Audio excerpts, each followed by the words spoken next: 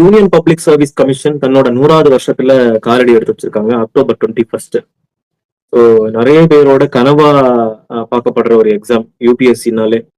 So இதை பத்தின சுருக்கமான சில விஷயங்கள் ஷேர் பண்றேன். இந்த யூபிஎஸ்சி வந்து பிரிட்டிஷ் டைம்ல இந்த கமிஷனை கொண்டு வந்தாங்க. பிரிட்டிஷ் டைம்ல 1926 October 1 இந்த கமிஷனை வந்து ஃபார்ம் பண்ணாங்க. இந்த கமிஷன் கொண்டு வரதுக்கான மெயின் ரீசன் என்னன்னு பாத்தீங்கன்னா லீ கமிஷன் ரெக்கமெண்டேஷன் தான் இந்த கமிஷனை கொண்டு வந்தாங்க.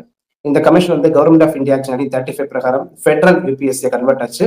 அதுக்கு பிறகு நம்மளுடைய கான்ஸ்டியூஷன்லேயே வந்து யூபிஎஸ்சிக்குன்னு சில ஆர்டிகல்ஸ் கொடுத்துருக்காங்க. Article 315 to 323. ஸோ இந்த யூபிஎஸ்சி வந்து ஒரு இண்டிபெண்டன்ட் பாடி. இந்தியாவில் வந்து ஐஏஎஸ் எக்ஸாம், தென் ஐஎஃப்எஸ் எக்ஸாம், ஸோ இந்த மாதிரி நிறைய எக்ஸாம் கண்டக்ட் பண்றதுக்கான ஒரு ரெக்ரூட்மெண்ட் பாடி தான் இந்த யூபிஎஸ்சி. ஒரு அன்ரைட்டட் பாடி, ரொம்ப பெரிய கவனம் எதுவுமே இல்லாம ஒரு மிகப்பெரிய டிரான்ஸ்பேரண்ட் அண்ட் சக்சஸ்ஃபுல் ஆர்கனைசேஷன் தான் இந்த யூபிஎஸ்சி. ஓகே, இது நான் ஒரு நியூஸ்ல இன்னொரு விஷயம் படிச்சேன். அப்படின்னா 1950s கான்ஸ்டிடியூஷன் அடாப்ட் பண்ண அப்புறமா தான் யூபிஎஸ்சிக்கு வந்து ஒரு தனி ஐடென்டிட்டி கொடுக்கப்பட்டுச்சு அப்படின்னு. உண்மையாவே அதுக்கப்புறம் தான் 1950s அப்புறம் தான் யூபிஎஸ்சி அப்படின்ற ஒரு நேமே கிரியேட் ஆச்சா, இல்ல அதுக்கு முன்னால வந்து அதுக்கு முன்னாடி தான் இந்த நேம் அப்படின்றது இருக்கா? 1950க்கு முன்னாடியே வந்து பாத்தீங்கன்னா 1919 ஆக்ட், கவர்மெண்ட் ஆஃப் இந்தியா 1919 அந்த சட்டத்துல வந்து பிஎஸ்சி பப்ளிக் சர்வீஸ் கமிஷன்ங்கிற ஒரு நேம்ல கொண்டு வந்தாங்க. அதுக்கு பிறகு கவர்மெண்ட் ஆஃப் இந்தியா ஆக்ட் 1935 இந்த ஆர்கனைசேஷனுக்கு ஒரு ரெகக்னேஷன் கொடுத்தாங்க. பட் கான்ஸ்டிடியூஷன் கொண்டு வந்ததுக்கு பிறகு கான்ஸ்டிடியூஷன்ல வந்து இந்த யூபிஎஸ்சியை வந்து கான்ஸ்டிடியூஷனுக்கு உள்ளாடியே கொண்டு வந்தாங்க. So it is a constitutional body. So அதற்குன்னு சில அங்கீகாரங்கள் இருக்கு. ஸோ ஒரு அங்கீகாரம் கொடுக்கப்பட்ட ஒரு அமைப்பு தான் இந்த யூபிஎஸ்சி. ஓகே, ஸோ ஜெனரலி இப்போ யூபிஎஸ்சியை வந்து ஒரு சென்டென்ஸ்ல சொல்லணும் அப்படின்னா செலக்டிங், ப்ரமோட்டிங் அண்ட் டிசிப்ளினிங் த ஆஸ்பிரன்ட்ஸ் அப்படின்ற ஒரு ஒரு டேக் இருந்தாலுமே, ஸோ இது எந்த அளவுக்கு லைக் இது ஒரு கவர்மெண்ட் பாடின்னு சொல்லலாமா, இல்ல இது ஒரு செப்பரேட் இந்த மாதிரி ஆப்டிடியூட் எக்ஸாம் கண்டக்ட் பண்றதுக்கான ஒரு செப்பரேட் பாடி? ஒரு டெஸ்டிங் ஏஜென்சி, அவ்வளவுதான். இது கவர்மெண்டோட பாடியும் சொல்ல முடியாது. ஒரு இண்டிபெண்டன்ட் பாடி, அரசாங்கத்துல வேலை செய்யக்கூடிய சிவில் சர்வெண்ட்டை செலக்ட் பண்றதுக்காகவே கொண்டு வந்த ஒரு அமைப்பு தான் இந்த யூபிஎஸ்சி. இண்டிபெண்டா தனியா இயங்கும், தனியா வந்து எக்ஸாம்ஸ் கண்டக்ட் பண்ணுவாங்க, அவ்வளவுதான் இதோட ஒர்க். ஓகே, ஸோ பொதுவாகவே யூபிஎஸ்சின்னு எடுத்துக்கிட்டோம்னா நார்மலி எல்லாருக்குமே தெரியுது IAS, IPS, IFS, IRS. But இதை தாண்டி இதுல பார்த்தேன்னா மெடிக்கல் கோர்சஸ்க்கான யூபிஎஸ்சி எக்ஸாம்ஸ் இருக்கு, என்ஜினியரிங்கான யூபிஎஸ்சி எக்ஸாம் இருக்கு, அண்ட் ரெவன்யூ சார்ந்த யூபிஎஸ்சி எக்ஸாம் இருக்கு. இது மாதிரி பலதரப்பட்ட விஷயங்கள் இருக்கு. ஆனா இது நிறைய பேருக்கு அவேர்னஸ் இல்லாம இருக்கு. யூபிஎஸ்சியில மெடிக்கல் ப்ரொஃபஷனல் ரெக்ரூட் பண்ணுவாங்களா அப்படின்றதே நிறைய பேருக்கு தெரியாம இருக்கு. ஸோ இது எப்படி, இதுவும் வந்து யூபிஎஸ்சிக்கு அப்படின்ற டேக் கீழே தான் நடக்குமா, இல்ல வேற ஏதாச்சும் வந்து ஒரு நேம் கீழே தான் இந்த அதர் தான் இந்த சிவில் சர்வெண்ட் எக்ஸாம் நடக்குமா? இதுக்கு அதர் தான் சிவில் சர்வீஸ் எக்ஸாம். சிவில் சர்வீஸ்ங்கிறது வந்து பாத்தீங்கன்னா ஐஏஎஸ், ஐபிஎஸ், ஐஎஃப்எஸ் இது மாதிரி ஒரு 20 to 25 போஸ்ட்டுக்கான எக்ஸாம் தான் இந்த சிவில் சர்வீஸ். சிவில் சர்வீசஸை தாண்டி யூபிஎஸ்சி கண்டக்ட் பண்ணக்கூடிய எக்ஸாம் தான் நீ சொன்னது மாதிரி CDS, CISF, geo scientist, then medical examination, engineering service examination, இந்த மாதிரி நிறைய எக்ஸாம் அவங்க கண்டக்ட் பண்றாங்க. அதாவது அந்த group A, group B post இருக்கக்கூடிய நிறைய ஆஃபீஸர்ஸ் வந்து இந்த யூபிஎஸ்சி அவங்களோட ஆர்கனைசேஷன்ல இருந்து ரெக்ரூட்மெண்ட் பண்ணி எக்ஸாம் கண்டக்ட் பண்ணி தேர்ந்தெடுக்கிறாங்க. ஓகே, ஸோ இது எப்படின்னா ஒரு இப்போ ஃபார் எக்ஸாம்பிள் நம்ம ஸ்டேட் எடுத்துக்கிட்டோம்னா டிஎன்பிஎஸ்சி அப்படின்னு இருக்கு, Tamil Nadu state public service commission. இதே மாதிரி கேரளா எடுத்துக்கிட்டோம்னா கேபிஎஸ்சி அப்படின்னு இருக்கு. ஸோ இது மாதிரி ஒரு ஸ்டேட்டுக்கான ஒரு சர்வீஸ் கமிஷன் எக்ஸாமினேஷன் ஒரு போர்டு இருக்கு. ஸோ இதுக்கும் இந்த யூபிஎஸ்சிக்கு ஏதாவது சம்பந்தம் இருக்கா? இது ரெண்டுமே இண்டிபெண்டன்ட் பாடி. இப்போ தமிழ்நாடு பப்ளிக் சர்வீஸ் கமிஷனை பொறுத்த வரைக்கும் தமிழ்நாடு அரசாங்கத்துக்கு தேவைப்படக்கூடிய எம்ப்ளாயிஸை அவங்க எக்ஸாம் கண்டக்ட் பண்ணி அதுல ரெக்ரூட்மெண்ட் பண்றதுக்காக தான் Tamil Nadu public service examination commission இருக்கு. So Tamil Nadu public service commission வந்து பார்த்தீங்கன்னா தமிழ்நாடுக்குள்ளாடி எக்ஸாம் கண்டக்ட் பண்ணுவாங்க. கேரளா பப்ளிக் சர்வீஸ் கமிஷன் வந்து பார்த்தீங்கன்னா கேரளாக்குள்ளாடி கவர்மெண்ட்டுக்கு தேவையான ஆஃபீஸர்ஸை வந்து செலக்ட் பண்ணுவாங்க. யூபிஎஸ்சி பொறுத்த வரைக்கும் central government employees. So central government employees select பண்றதுக்காக தான் யூபிஎஸ்சி.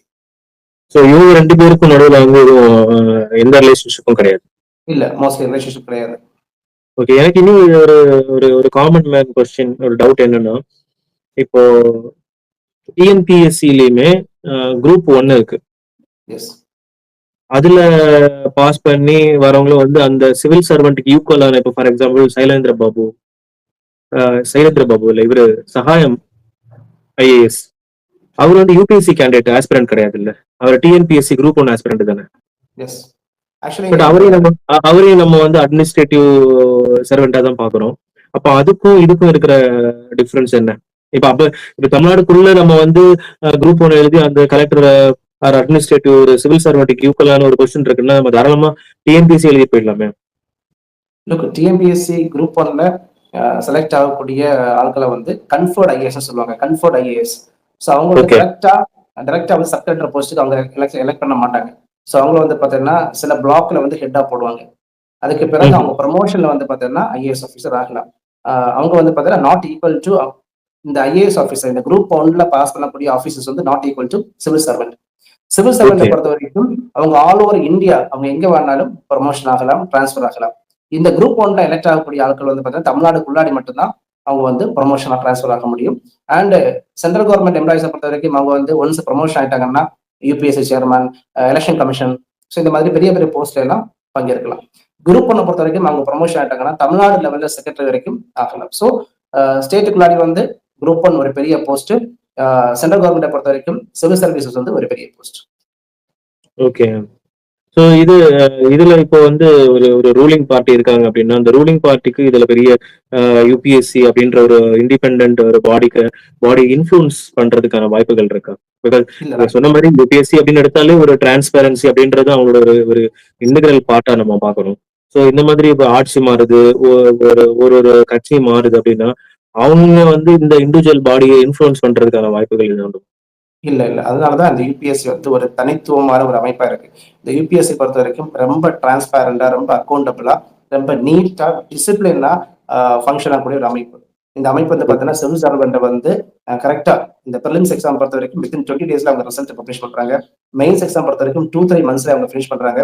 இன்டர்வியூ பொறுத்த வரைக்கும் நெக்ஸ்ட் 3 months, அதாவது 1 yearல அந்த ப்ராசஸ் முடியுது. ஸோ அவங்க எக்ஸாம் கண்டக்ட் பண்ற விதம் அண்ட் அவங்க எக்ஸாம் கண்டக்ட் பண்ற டெக்னாலஜி மெத்தட் எல்லாமே வந்து பாத்தீங்கன்னா இப்ப இருக்கக்கூடிய மெத்தடாலஜி யூஸ் பண்ணி அவங்க எல்லாமே பண்றாங்க.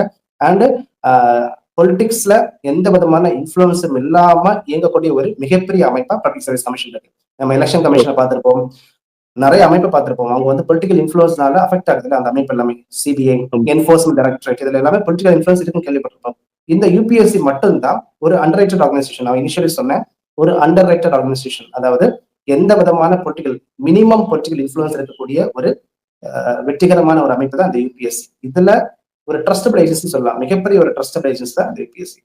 இப்ப இந்த யூபிஎஸ்சி அப்படின்ற ஒரு போர்டு இருக்குல்ல, இந்த போர்டுல ஒர்க் பண்ற எம்ப்ளாயிஸ் என்ன மாதிரியா இருப்பாங்க அண்ட் இவங்களை ரெக்ரூட் பண்றது யாரு? இந்த யூபிஎஸ்சி பொறுத்த வரைக்கும் இவங்க வந்து சென்ட்ரல் கவர்மெண்ட் எம்ப்ளாயிஸ் தான் இந்த யூபிஎஸ்சி மெம்பர்ஸா இருப்பாங்க. சென்ட்ரல் கவர்மெண்ட் எம்ப்ளாயிஸ், புரியுதுல? சென்ட்ரல் கவர்மெண்ட் எம்ப்ளாயிஸ் தான் வந்து கவர்மெண்ட் வந்து தேர்ந்தெடுத்து யூபிஎஸ்சியில மெம்பர்ஸா அண்ட் சேர்மனா போடுவாங்க.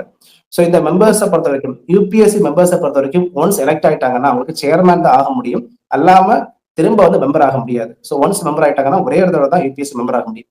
யூபிஎஸ்சி சேர்மனை பொறுத்த வரைக்கும் ஒரே ஒரு தடவை மட்டும் தான் யூபிஎஸ்சி சேர்மன் ஆக முடியும், திரும்ப ரீ எலெக்டட் ஆக முடியாது. ஸோ இந்த மாதிரி சில ஸ்ட்ரிக்ட் ஃபங்க்ஷனை கொண்டு வந்திருக்காங்க. பட் இவங்க எல்லாருமே வந்து பாத்தீங்கன்னா சென்ட்ரல் கவர்மெண்ட் எம்ப்ளாயிஸ் தான்.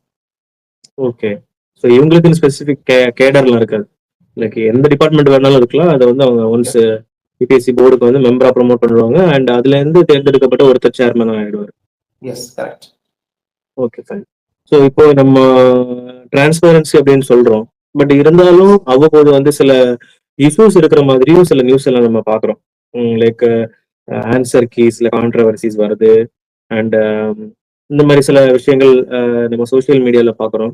பட் இந்த மாதிரி இஷ்யூஸ் ஏதாவது ரியலி ஒரு கொஸ்டினபிள் இஷ்யூஸா ஏதாச்சும் ஒரு யூபிஎஸ்சில இருக்கா? யூபிஎஸ்சில இப்பதான் நிறைய இஷ்யூஸ் வந்துட்டே இருக்கு. லாஸ்ட் இயர் கொஸ்டின் பேப்பர்ல வந்து பார்த்தீங்கன்னா சில மிஸ்டேக்ஸ் இருக்கு. கொஸ்டின் பேப்பர் பொறுத்த வரைக்கும் அவங்க சீக்கிரமாவே கீ போட மாட்டாங்க. கீ எல்லாமே வந்து ரிசல்ட் முடிச்சதுக்கு அப்புறம் தான் கீ போடுவாங்க. ஸோ ஸ்டூடெண்ட்ஸுக்கு வந்து ஒரு ஆன்சர் சரியா தப்பா எங்கிறத வந்து ஐடென்டிஃபை பண்றதுக்கு it takes lot of time. Already வந்து அவங்களுடைய கொஸ்டின்ஸ் எல்லாமே கன்ஃபியூஷனா தான் இருக்கும். அந்த கொஸ்டின்ஸ் எங்கேருந்து எடுக்கிறாங்கன்னு தெரியாது. அதோட ஆன்சர்ஸ் வந்து யூபிஎஸ்சி கீயை மட்டும் தான் நம்பி அதோட ஆன்சர்ஸ் இருக்கும். சம்டைம்ஸ் யூபிஎஸ்சியே வந்து அந்த கொஸ்டின்ஸ்க்கு வந்து ஆன்சர் கிடையாதுன்னு சொல்லி அந்த 2 கொஸ்டின்ஸ்க்கு வந்து மார்க் கொடுக்க மாட்டாங்க. ஸோ இந்த மாதிரி சுச்சுவேஷன் எல்லாமே வந்து கீஸை வந்து நேரமே போடணுங்கிறது ஒரு கண்டிப்பான ஒரு விஷயமா இருக்கு. அண்ட் இதே மாதிரி இன்னொரு விஷயம் பார்த்தீங்கன்னா, கொஸ்டின்ஸ்ல நிறைய மிஸ்டேக்ஸ் இருக்கு. இப்ப வர வர ரீசென்ட்லி நிறைய கொஸ்டின்ஸ்ல மிஸ்டேக் இருக்கிறத கண்டுபிடிக்கிறாங்க. கொஸ்டின்ஸ்ல மிஸ்டேக் இருக்கும்போது, அத வந்து சேலஞ்ச் பண்றதுக்கான ஒரு விஷயங்கள், ஒரு ஒரு பிளாட்ஃபார்ம் எதுவுமே கிடையாது. இப்ப டிஎன்பிஎஸ்சில வந்து ஒரு கொஸ்டின் மிஸ்டேக்கா இருக்குன்னா, அத சேலஞ்ச் பண்றதுக்கான ஒரு பிளாட்ஃபார்ம் தனியா குடுத்துருக்காங்க. வித்தின் 2, 3 டேஸ்ல சேலஞ்ச் பண்ணிக்கலாம். யுபிஎஸ்சில அந்த மாதிரி மெத்தடாலஜி கிடையாது. இந்த ப்ராசஸ் வந்து ரொம்ப ஃபாஸ்ட்டா இருக்கிறதுனால, சில பிள்ளைங்க வந்து இதனால அஃபெக்ட் ஆகுறாங்க. இந்த இஷ்யூஸ வந்து எடுத்து வச்சிருக்காங்க ஆக்சுவலி. ஸோ இப்போ இந்த யூபிஎஸ்சினால அப்பாயிண்ட் ஆகிற ட்ரெயின்டு அண்ட் அப்பாயிண்டட் ஆகிற இந்த சிவில் சர்வெண்ட் எந்த அளவுக்கு இந்தியாவோட ஒரு பேக் சப்போர்ட்டா இருக்காங்க?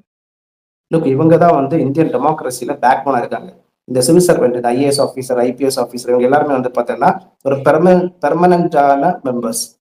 இவங்க எல்லாருமே வந்து பார்த்தீங்கன்னா, நிரந்தரமான மெம்பர்ஸ் இந்தியாவை பொறுத்த வரைக்கும். இவங்களை ஈஸியா ரிமூவ் பண்ண முடியாது. இந்த ஐஏஎஸ் ஆஃபீஸரை பொறுத்த வரைக்கும் ஜனாதிபதி தான் அப்பாயின்மெண்ட் பண்ணுவாரு, ஜனாதிபதி தான் ரிமூவ் பண்ணுவாரு. ஸோ இவங்க வந்து ஓகே. எம்எல்ஏஸ், எம்பிஸ்க்கெல்லாம் அட்வைஸ் பண்ணுவாங்க. இந்த இந்தியால வந்து கரப்ஷனை ஓரளவுக்கு கண்ட்ரோல் பண்றது இந்த ஆபீசர்ஸ் தான். இந்த ஆபீசர்ஸுக்கு வந்து மத்திய அரசாங்கம் கொண்டு வரக்கூடிய ஸ்கீம்ஸ், தென் ஒவ்வொரு ஸ்டேட் கவர்மெண்ட்டும் கொண்டு வரக்கூடிய ஸ்கீம்ஸை வந்து டிஸ்ட்ரிக்ட் லெவல்ல இம்ப்ளிமெண்டேஷன் பண்றது இந்த ஆபீசர்ஸ் தான். அண்ட் டிஸ்ட்ரிக்ட் லெவல்ல லா அண்ட் ஆர்டர் ஏதாச்சும் இஷ்யூஸ் வந்துச்சுன்னா எல்லா இஷ்யூஸையும் வந்து பாதுகாக்கிறதே இந்த ஆபீசர்ஸ் தான். ஸோ இந்த ஆபீசர்ஸ் வந்து இந்தியன் டெமோக்ரஸியை பொறுத்த வரைக்கும், இந்தியன் ஜனநாயகத்தை பொறுத்த வரைக்கும் இவங்க வந்து மிகப்பெரிய ஒரு ஸ்ட்ரக்சரல் பேக்போனா இருக்காங்க. அண்ட் இவங்க வந்து பாத்தீங்கன்னா இவன் லெஸ் அக்கௌண்டபிளா இருந்தாலும், இவங்க வந்து லெஸ் டிரான்ஸ்பேரண்டா இருந்தாலும், இவங்க வந்து கண்டிப்பா இந்தியன் டெமோக்ரஸியை பாதுகாக்கிறதுக்காக ஒரு மிகப்பெரிய தூணா இருக்காங்க. ஓகே. ஸோ இன்னொரு கேள்வி. ஸோ இந்த கேள்வி ரொம்ப பர்சனலான ஒரு கேள்வி. இப்போ நீ ஒரு யூபிஎஸ்சி ஆஸ்பிரண்டா இருந்திருக்க, அதுல நிறைய எக்ஸ்பீரியன்ஸ் உனக்கு கிடைச்சிருக்கும். அண்ட் இப்போ ஒரு ஒரு ஆப்டிடியூட் எக்ஸாம் கோச்சா இருக்க. ஸோ இந்த முறையில இப்ப யூபிஎஸ்சில இப்போ நான் ஒரு ஒரு ஸ்டூடெண்ட் லெவல்ல இருந்து நான் வந்து இந்த மாதிரி மாறுதல்கள் இருந்தா நல்லா இருக்கும், இந்த மாதிரி விஷயங்களை இதுல கொண்டு வந்தா நல்லா இருக்கும் அப்படின்னு உனக்குன்னு ஸ்பெசிபிக்கா தனிப்பட்ட முறையில் ஏதாவது கருத்து இருக்கா? கண்டிப்பா. யூபிஎஸ்சி எக்ஸாம்ஸை பொறுத்த வரைக்கும் அந்த எக்ஸாம்ல வந்து ப்ரிலிம்ஸ் எக்ஸாம், அந்த எக்ஸாம்ல அவங்க கேட்கிற கொஸ்டின்ஸ்ல பயன்படுத்தக்கூடிய லாங்குவேஜ் வந்து இங்கிலீஷ் அண்ட் ஹிந்தி மட்டும் தான் பயன்படுத்துறாங்க. ஸோ அதுல எல்லா லாங்குவேஜஸ் இருக்கு. இப்போ தமிழ், மலையாளம், மராத்தி, கன்னடா இந்த மாதிரி லிங்குவிஸ்டிக் லாங்குவேஜஸ், ஸ்டேட் லாங்குவேஜஸ் வந்து அதோட கான்ஸ்டிடியூஷன்ல வந்து 8th ஷெட்யூல் இருக்கக்கூடிய லாங்குவேஜஸ் வந்து கொண்டு வரலாம். எதனால இந்த விஷயத்த நான் சொல்ற பார்த்தேன்னா, ஆல்ரெடி வந்து எஸ்எஸ்சி இந்த மாதிரி சில எக்ஸாம்ஸ் எல்லாமே வந்து ஸ்டேட் லாங்குவேஜஸ் கொண்டு வந்துட்டாங்க. ஸ்டேட் லாங்குவேஜஸ் கொண்டு வரும்போது தான் ரூரல் பேக்ரவுண்ட் இருக்கக்கூடிய ஆட்கள் வந்து ஐஏஎஸ் ஆகிறதுக்கான நிறைய பாவப்பட்டு இருக்கும். தமிழகத்துல வந்து பாத்தீங்கன்னா நிறைய பிள்ளைங்க வந்து இந்த யூபிஎஸ்சி எக்ஸாம் எழுதுறதுக்கு பயப்படுறதுக்கான ஒரு மெயின் ரீசன் வந்து இந்த language barrier. So language barrier வந்து உடைக்கணும், கண்டிப்பா யூபிஎஸ்சி உடைக்கணும். ஓகே. ஸோ அந்த ஒரு விஷயம் தான் ஒரு ஒரு மாறுதல் எதிர்பார்க்க உன்னோட எல்லாமே வந்து UPSC is very standardised organisation. இந்த ஒரு விஷயத்துல தான் அவங்க வந்து ரொம்ப என்ன சொல்றது, இதை வந்து அவங்க ஏத்துக்கவே இல்லை. யூபிஎஸ்சி நிறைய தடவை வந்து நிறைய பேர் ரெக்கமெண்டேஷன் வச்சுட்டாங்க, பட் இதை ஏத்துக்காம இருக்காங்க. கண்டிப்பா இது கட்டாயம் வந்து கமிங் ஃபியூச்சர்ல வந்து அவங்க ரிவ்யூ பண்ணுவாங்க அப்படின்ற ஒரு நம்பிக்கையை வைப்போம். பிகாஸ் இன்னமும் நிறைய ஸ்டூடெண்ட்ஸ் வரணும், நிறைய பேர் இந்த மாதிரி ஆப்டிடியூட் எக்ஸாம்ஸ்ல பார்ட்டிசிபேட் பண்ணணும், இன்னும் வந்து ரொம்ப காம்படிட்டிவா இருக்கணும். ஸோ நிறைய முக்கியமான இன்ஃபர்மேஷன்ஸை ஷேர் பண்றதுக்கு ரொம்ப நன்றி.